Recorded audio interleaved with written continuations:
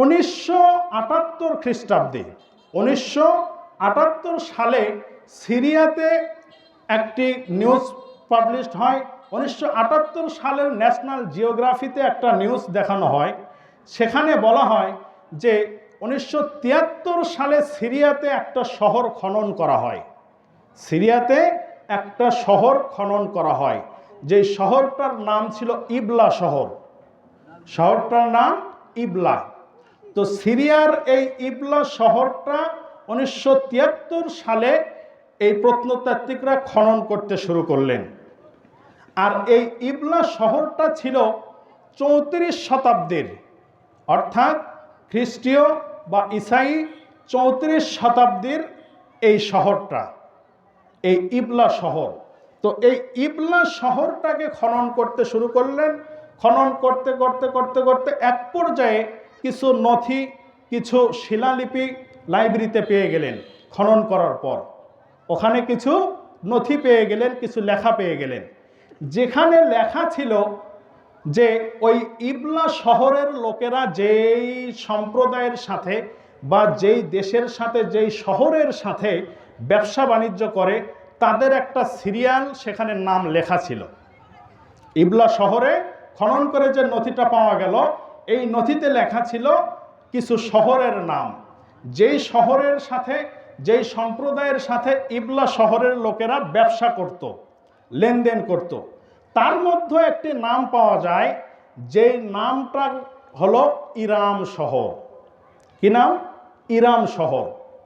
এই ইরাম শহরের নামটা 1973 সালে পাওয়া যায় সিরিয়ার ইবলা শহর খনন করে।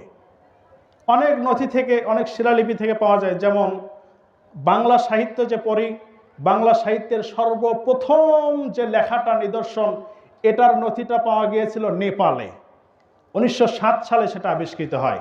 আর যেটা গবেষণা করে বলছে যে 650 খ্রিস্টাব্দের পরবর্তীতে লেখা।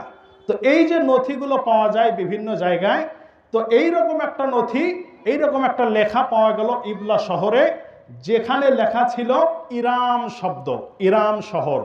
যে ইরামবাসীর সাথে ওই ইবলা শহরের লোকেরা লেনদেন করত। তো প্রত্নতাত্ত্বিকরা এটা 1973 সালে উপস্থাপন করলেন যে ইরাম শহর নামে একটা শহর ছিল, যেটা সিরিয়া থেকে খনন করে পাওয়া গেল। আর আল্লাহ রাব্বুল আলামিন কি বলছেন?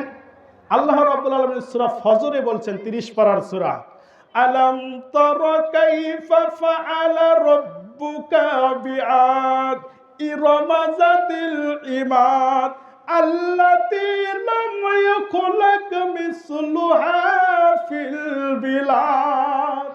আল্লাহ রাব্বুল আলামিন এখানে বললেন যে হে নবী, আলাম তারা কাইফা ফাআলা রাব্বুকা বিআদ, হে রাসূল আপনি কি দেখেন নাই আদ জাতির সাথে কি অবস্থা করা হয়েছিল? আদ জাতির কথা আল্লাহ রাব্বুল আলামিন বললেন যে আদ জাতি যখন পূর্বে ছিল, এই আদ জাতিটা ছিল ইরাম শহরে। এই আদ জাতি ছিল, আল্লাহ পাক বলেন ইরামা যাতিল ইমাদ। এই ইরাম শহরটা আল্লাহ রাব্বুল আলামিন 1500 বছর আগে কোরআনুল কারীমে বলেছেন যে আদ জাতি যারা ছিল এই ইরাম শহরে, বা এই ইরামবাসী হলো আদ জাতি। আর এই আদ জাতির কাছে আল্লাহ রাব্বুল আলামিন হুদ আলাইহিস সালাতু ওয়াস সালামকে পাঠিয়েছিলেন। হুদ আলাইহিস সালাতু ওয়াস সালামকে পাঠিয়েছিলেন। তো যারা সীমা লঙ্ঘন করেছিল ওই আদ জাতি, তাদেরকে আল্লাহ রাব্বুল আলামিন ধ্বংস করে দিয়েছেন।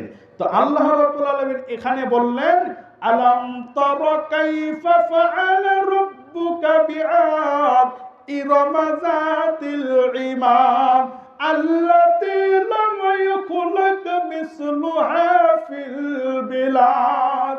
আল্লাহ রাব্বুল আলামিন বলে আমি আদ জাতিকে সৃষ্টি করেছিলাম, তাদের কাছে হুদ আলাইহিস সালামকে পাঠিয়েছিলাম। তারা যখন সীমালঙ্ঘন করেছিল, তারা ইরাম শহরে ছিল, এই ইরামের আদ জাতিকে আমি আল্লাহ ধ্বংস করেছি। আর এই আদ জাতির মতো শক্তিশালী করে, এই আদ জাতির চাইতে শক্তিশালী অবয়বে, এত শক্তিশালী অবয়ব দিয়েছিলেন আল্লাহ পাক। আল্লাহ রাব্বুল আলামিন বলে আল্লাতী লাম ইউখলাক মিসলুহা ফিল বিলাদ, যে এই আদ জাতির মতো শক্তিশালী করে আর কোন জাতি আল্লাহ পাক ইতোপূর্বে সৃষ্টি করেন নাই। তো আমি যে জন্য এই আদ জাতির কথা বলছি, যে আল্লাহ রাব্বুল আলামিন কোরআনুল কারিমে প্রায় ১৫০০ বছর পূর্বে জানিয়েছেন ইরাম শহরের কথা। আর প্রত্নতাত্ত্বিকরা সিরিয়ার ইবলা শহর ১৯৭৩ খ্রিস্টাব্দে খনন করলেন। খনন করে একটা নাম পেলেন, যেই নামটা তারা আবিষ্কার করে বলছেন ১৯৭৩ সালে এই ইরাম শব্দটা আবিষ্কার করলেন। কিন্তু আল্লাহ রাব্বুল আলামিন কোরআনুল কারিমে এই প্রত্নতাত্ত্বিক এই তথ্যটা অনেক আগেই দিয়ে দিয়েছেন।